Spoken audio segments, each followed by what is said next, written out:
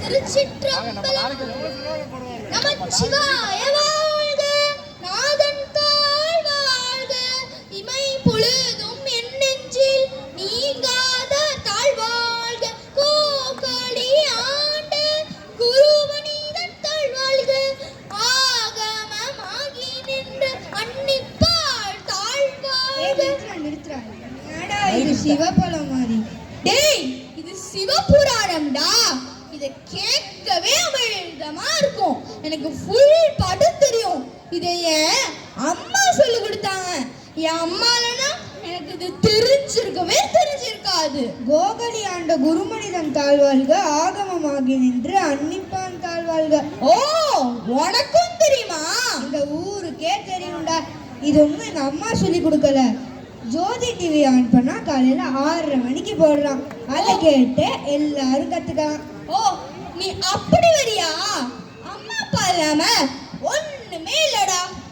சரி விடுறா. பல்ப கண்டுபிடிச்சது யாரு? உங்களையும் நான் கேக்குறேன், பல்ப கண்டுபிடிச்சது யாரு?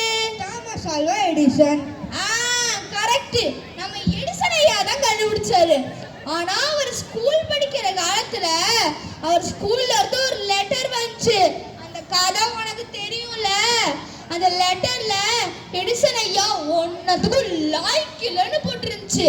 அது அவங்க அம்மா ரொம்ப எடுத்துக்காம தம்புள்ளே நம்பி அவரை படிக்க வச்சு அவருக்கும் ஒளி தந்து நமக்கும் ஒளி தந்தாரு. இப்ப இவ்வளோ பல்பு இருந்திருக்குமாடா? நீ அவங்க அம்மாவை சொல்றியே, அவர் சயின்டிஸ்ட் ஆனதுக்கு காரணமே அவர் ஸ்கூலை விட்டு வெளியனுப்புனதுதான். அப்துல் கலாம் ஐயாவே அவர் இன்டர்வியூ எடுக்கல சொல்லியிருக்காரு, அவர் டீச்சர்ஸ் தான் அவருக்கு இன்ஸ்பிரேஷன். அதெல்லாம் விடுடா. ஒருத்தர் கீழே விழுந்து அடிபட்டு ரத்தம் வருது, நீ என்ன பண்ணுவ? உடனே போய் தூக்கி விடுவேண்டா. தூக்கி விடுவல்ல, அதை விட்டுட்டு உங்க அம்மாவுக்கு ஃபோன் பண்ணி, அம்மா இங்க ஒருத்தர் கீழே விழுந்திருக்காரு, அடிபட்டு ரத்தம் வருது, தூக்கி விடவா, நான் அப்படியே போட்டு வந்துடுவான்னு கேட்பியா? டேய், தூக்கி விட்டு ஹெல்ப் பண்ண சொல்லி கொடுத்ததே அம்மா தானடா. சரிடா, இனிமே உனக்கு ஃபீவர் ஏதாவது வந்தா டாக்டர் நர்ஸ் தேவையே இல்லடா, உன் அம்மாவே உன்னை பார்த்துக்குவாங்கடா. சரி விட்றா. நீயா நானு நிஜ காலத்துல பாப்போம் வாங்க.